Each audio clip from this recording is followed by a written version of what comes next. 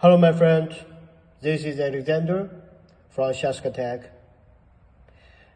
Here I will do some simple operations or simple tests to roughly display how could we test a pump and how we judge what may happen. Okay, this is our DC40F-2460, this micro brushless DC water pump. This is inlet, this is outlet, both ports are ½ inch threaded with the external diameter about 2 centimeters. Yeah.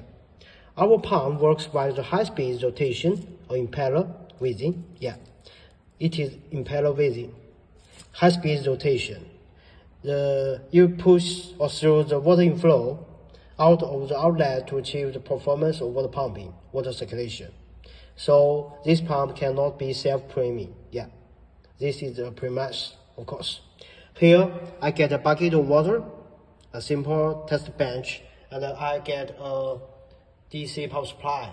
Actually, this is the voltage indicator, the power consumption indicator, and the working current indicator. Red and black, red positive, black negative. I will use this DC head to power it. Okay. As a pump, it cannot be self-priming and it cannot dry run when work in the system. Yeah, this is the premise. And here, let me roughly display how the pump will become, what the noise class will become. Yeah, when the pump is in dry run status. Let's just directly power it. The pump and the power supply. Yeah. Okay, 24 volts. Rated powering voltage. Let's inspect. This pump is now in dry run status. Yeah, the noise is sharper and louder, and the friction will be intensified. Yeah, if we let this pump dry run lasting for over 1 hour, this pump could be completely damaged. Let's inspect the power and the working current at the moment of dry run. The working current is 0.45 amps and the powering consumption 10 watts.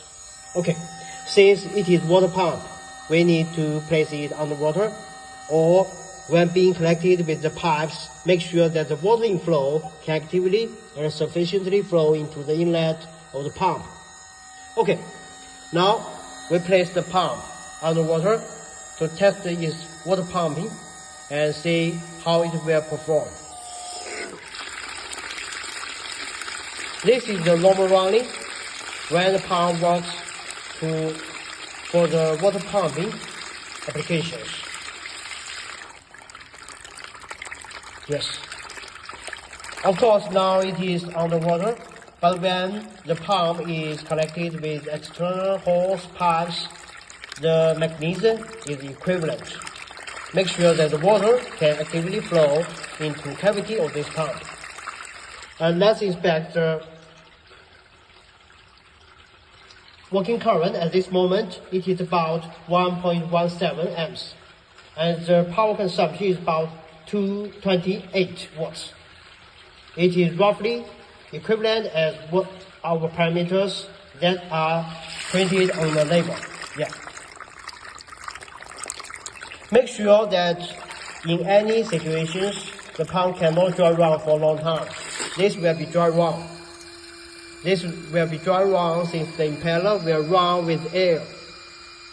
And the friction will be intensified, the heat generation will be intensified. And the pump could be damaged after 1 hour's dry run if we do not pay attention to it. Okay.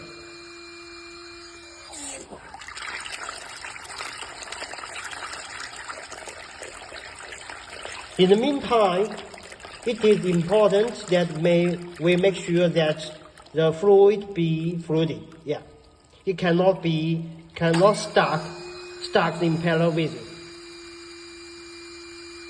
If it is some special fluid, we as users should pay attention to. Yeah, since the pump is designed for pumping the water or other fluid with good flowing performance.